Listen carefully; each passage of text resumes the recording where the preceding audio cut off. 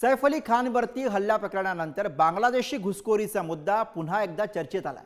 विशेष म्हणजे बांगलादेशी घुसखोर महाराष्ट्रामधील अनेक भागांमध्ये आपलं बस्तान बसवलं। बांगलादेशी रोहिंग्यांना बोगस जन्म प्रमाणपत्र दिला जात असल्याचा आरोपही होतोय, पण घुसखोरीवरनं एकमेकांकडे बोट दाखवलं जातं आणि मूळ घुसखोरीचा मुद्दा हा मात्र तसाच राहतोय। त्यामुळे बांगलादेशींची ही घुसखोरी रोखणार तरी कशी हा प्रश्न या निमित्तानं उपस्थित होतोय। बघूया।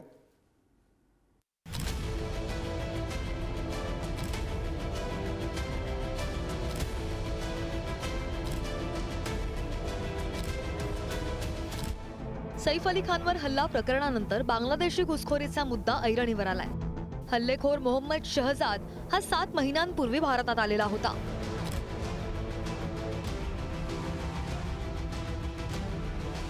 आणि त्यानं भारत बांगलादेश सीमेवरील टाऊकी नदी ओलांडून घुसखोरी केल्याचं चौकशीमध्ये निष्पन्न झालंय।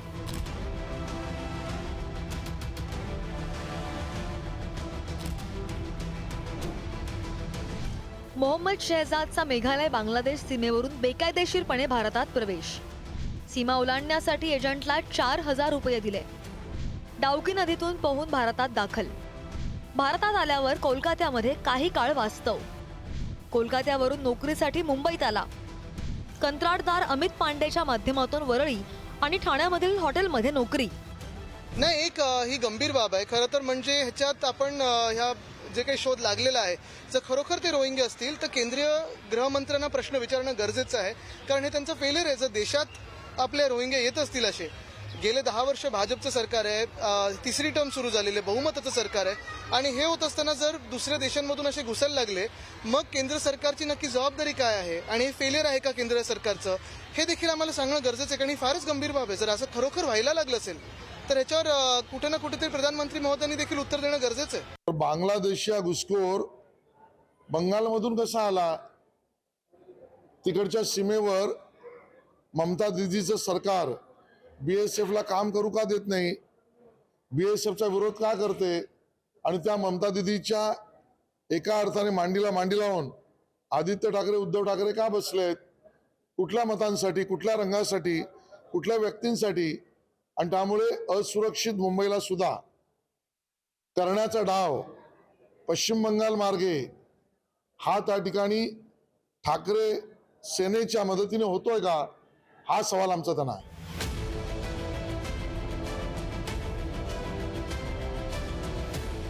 ज्या डाऊकी नदीमधून मोहम्मद शहजाद पोहून भारतात दाखल झाला तिथे पुढारी न्यूजची टीम पोहोचली आहे।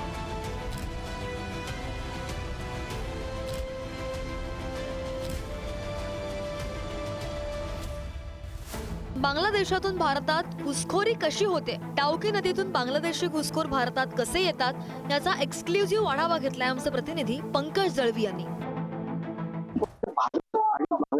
बॉर्डरच्या मध्ये सध्या भारतामध्ये बांगलादेशी कशा नागरिक याच्यावरती चर्चा सुरू आहे। माझ्या उजव्या साईडला माझ्या मागे जो सगळा परिसर दिसतोय तो बांगलादेश आहे। म्हणजे अगदी काही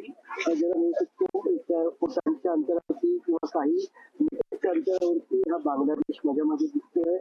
मध्ये जी नदी आहे, नदीच्या उजव्या बाजूला ज्या पूर्णपणे बांगलादेशची जमीन जी आहे ती दिसते। अर्थात BSFचे जवान तिकडे तैनात असतात। दोन्ही बाजूच्या बॉर्डर सुरक्षा फोर्स जे आहे, सिक्युरिटी फोर्सचे जवान तिथे तैनात असतात।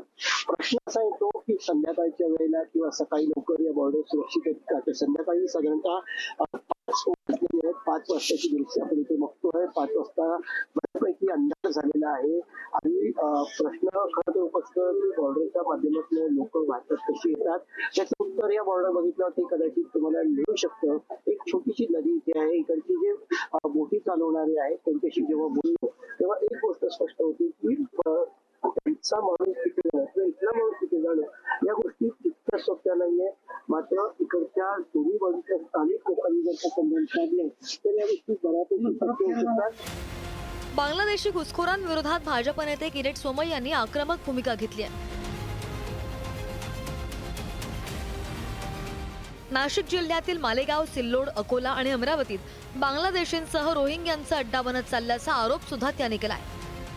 यासाठी बोगस जन्म प्रमाणपत्र दिले जात असल्याचा दावा सुद्धा सोमय्यांकडून केला जातोय। त्या पार्श्वभूमीवर सोमय्यांनी मालेगावचा 4 वेळा दौराही केलाय। 2 दिवसांपूर्वी सिल्लोडमध्ये उपविभागीय कार्यालयात धाव घेत तक्रार दाखल केली. बांगलादेशी रोहिंग्यांना जन्मदाखले सोमय्य यांचा आरोप. अकोला 15,845, मालेगाव 4,300, सिल्लोड 4,730. कोणीही ऑथेंटिक पुरावा दिलेला नाही.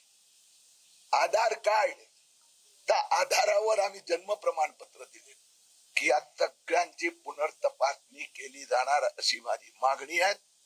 त्यातनं 99% हे बोगस निघणार आहेत आणि या सगळ्यांची नाव हे 4,735 मी ATS कडे पाठवित आहेत की यांचा बॅकग्राऊंडची चौकशी करावी. जसं मराठा आरक्षणाच्या वेळेला सर्वे झाला होता त्या पद्धतीने घरोघर सर्वे जाऊन या शहरामध्ये या जिल्ह्यामध्ये जे बांगलादेशी घुसखोर आहेत त्यांना पकडण्याची मोहीम आम्ही आता सुरू करणार आहोत. आणि तुम्हाला दिसेल की या 15-20 दिवसामध्ये एकही बांगलादेशी या शहरात राहणार नाही याची काळजी आम्ही घेणार आहोत. मागील अनेक वर्षांपासून बांगलादेशातील नागरिक भारतात गैरमार्गाने घुसखोरी करतायत. पुढे दलालांच्या मदतीने मुंबईसह महाराष्ट्राच्या कानाकोपऱ्यात वास्तव्य करत असल्याचं सुद्धा समोर आलंय. बांगलादेशी रोहिंग्यांना जन्म प्रमाणपत्र घोटाळ्या प्रकरणी राज्य सरकारनं SIT स्थापन केली आहे. त्यामुळे आता या चौकशीतून काय समोर येतं हे पाहणं सुद्धा महत्त्वाचं असेल. ब्युरो रिपोर्ट, पुढारी न्यूज.